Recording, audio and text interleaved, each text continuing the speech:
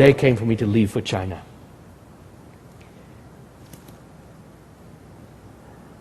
My mother came to see me off.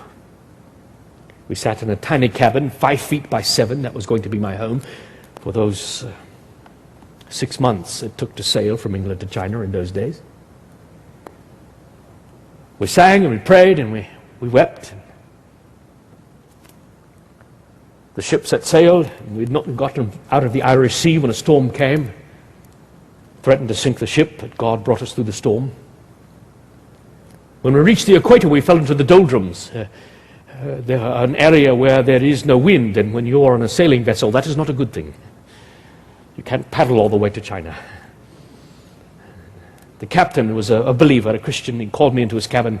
Dr. Taylor, he said, we must pray that God will send the wind. Our provisions are running very, very low. Our fresh water is nearly gone. And so I rushed out on the deck of the ship. I said to the first mate, a very ungodly, a very profane man, lower the sails, the wind is coming. And he laughed in my face until he felt the breath of God in his. God brought the wind, and it did not fail us all the way to China. When I arrived in China, I found a land in turmoil. A land in which a civil war had been going on for some 10 years prior to my arrival.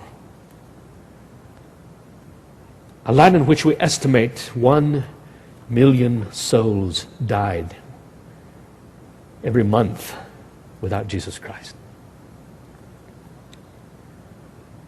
I arrived with all of the zeal and none of the knowledge of a very young missionary. I did not speak Chinese. I had some letters of introduction, but the people that I had letters to had left. Finally, an older missionary took pity upon me. He helped me find someone to teach me Chinese, find me a place to stay. We began to minister the Chinese as best we could. In those days, with the Civil War going on, all of the Europeans, the merchants, the missionaries, the Dutch, the French, the Germans, the English, they were all kept in a walled-off part of the city.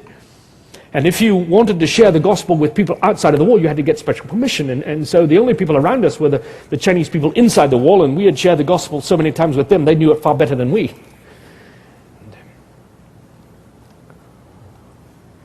They called us Hikwati, black devils. We wore long black clerical robes nearly to the ground. In those days, I had more red in my beard. Now it is grey. But the Chinese people believed that people with red hair are possessed of the devil. Perhaps you know someone that would lead you to agree with their position. I'm not certain, but can you imagine? Here I am, dressed in black, for them an evil color, red in my beard, possessed of the devil, trying to tell them about Jesus Christ. They did not understand, and I did not understand why they did not understand.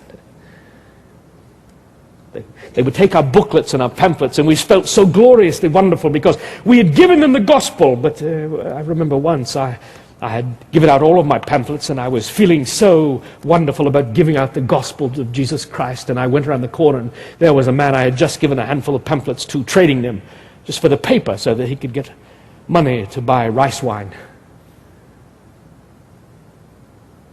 I realized that I had not come to China to tell them about Jesus Christ.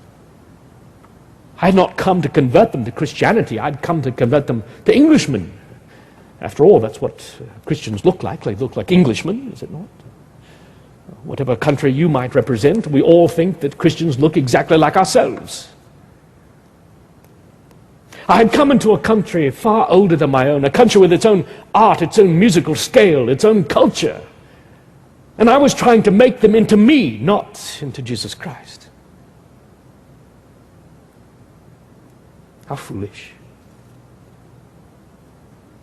It is no wonder that our efforts were powerless.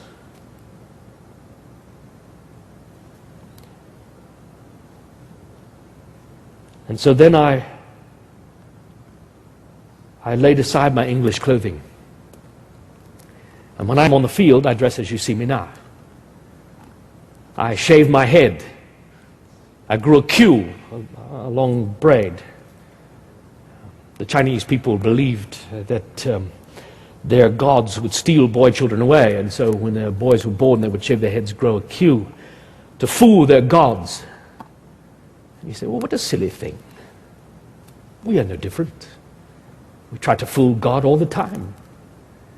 We try to fool God by the way we dress, the words we speak, even sometimes carrying a Bible.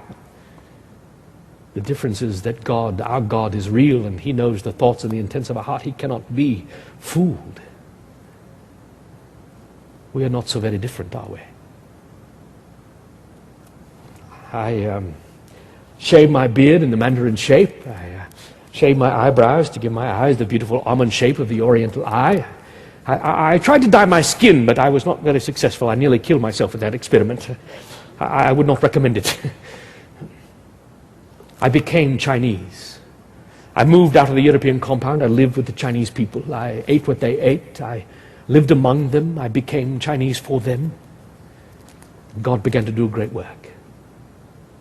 We began to see many, many people come to Jesus Christ. It was not without some difficulty. I remember one young man, he had been a former priest of Buddha, and he came to me and he said, Dr. Taylor, how long have you known about Jesus Christ? I said, all my life. I grew up hearing about Jesus Christ. Dr. Taylor, how long has your nation, England, how long have they known about Jesus Christ?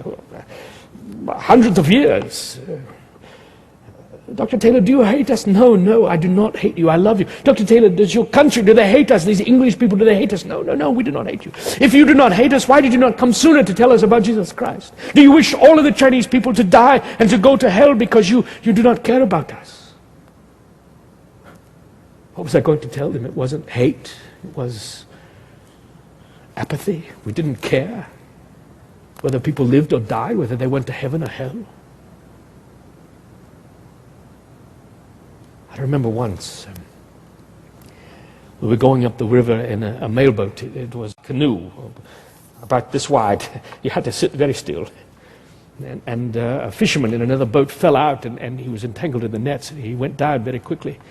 And I called to some of the fishermen, save his life, save his life. And they said, Biben, it is not convenient. I said, I will pay you. How much? And we argued over how much I would pay them. And finally they got him out in no time at all. But by then it was too late. He was drowned. But I thought, how often for us it is not convenient.